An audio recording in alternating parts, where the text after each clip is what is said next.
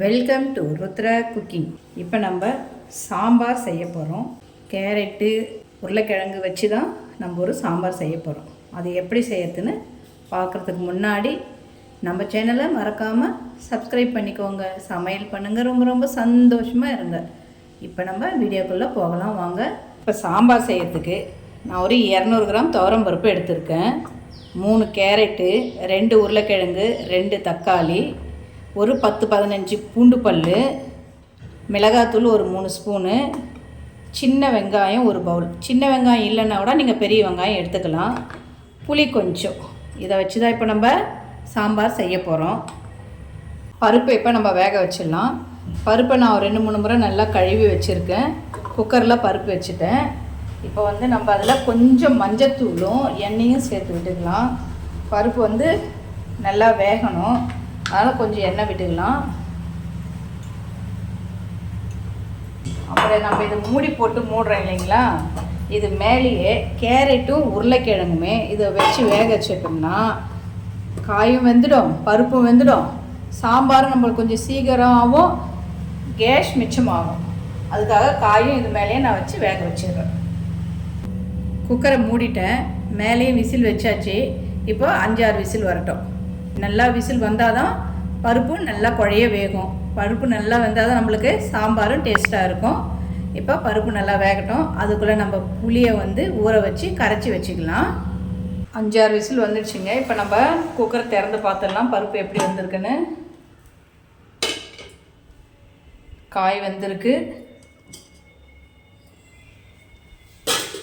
பருப்பும் நல்லா வெந்திருக்கு. நம்ம கரண்டியாலே நல்லா மசிச்சு விட்டுக்கலாம். இப்போ நம்ம சாம்பார் செய்ய ஆரம்பிச்சிடலாம்.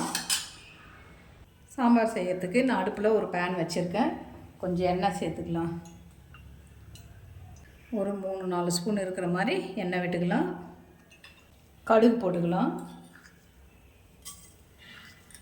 கடுகு பொரிஞ்சிடுச்சு. நம்ம கட் பண்ணி வச்சுருக்கிற சின்ன வெங்காயத்தை இது கூட சேர்த்துக்கலாம். பூண்டு, தக்காளி அதையும் இது கூட சேர்த்துக்கலாம். சேர்த்து இதில் நம்ம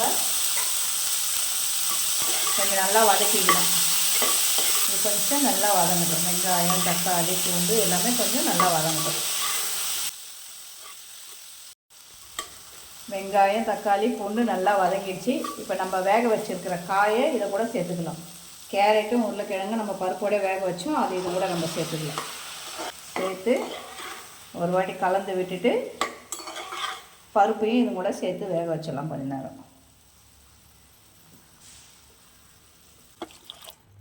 காய் ஏற்கனவே வெந்துடுச்சு. காயும் இந்த வெங்காயமும் கொஞ்சம் நல்லா வதங்கிடுச்சு. அதனால் இது ஒரு 5 நிமிஷம் வெந்தால் போதும். இது கொஞ்சம் இப்போ ஒரு 5 நிமிஷம் வேகட்டும். இது இப்படி இது எல்லாம் சேர்ந்து 5 நிமிஷமாக வெந்துக்கிட்டு இருக்குது. இப்போ நம்ம புளி ஊற வச்சுருந்தோம், கரைச்சி வச்சுருக்கோம் இல்லையா, அந்த புளி இது கூட நம்ம சேர்த்துடலாம்.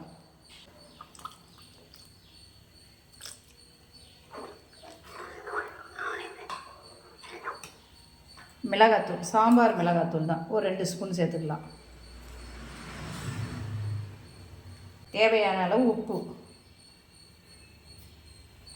எல்லாம் சேர்ந்து நல்லா கலந்து ஒரு 5 நிமிஷம் வேகட்டும். நம்ம ஏற்கனவே காயெல்லாம் வேக வச்சதால் சாம்பார் சீக்கிரமாகவே ரெடி ஆகிடுச்சு.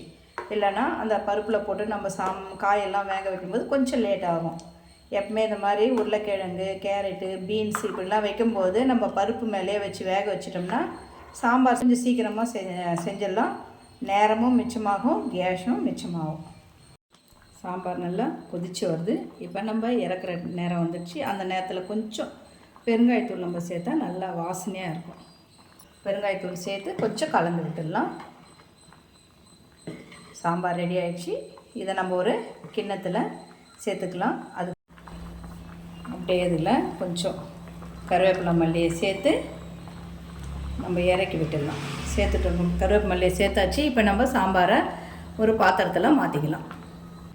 சூப்பரான, சுவையான, டேஸ்டியான உருளைக்கிழங்கு கேரட் சாம்பார் ரெடி ஆகிடுச்சு. நீங்களும் இதை வீட்டில் ட்ரை பண்ணி பாருங்கள். மறக்காமல் நம்ம சேனலை சப்ஸ்கிரைப் பண்ணுங்கள். சமையல் பண்ணுங்கள். ரொம்ப ரொம்ப சந்தோஷமாக இருங்க. நன்றி, வணக்கம்.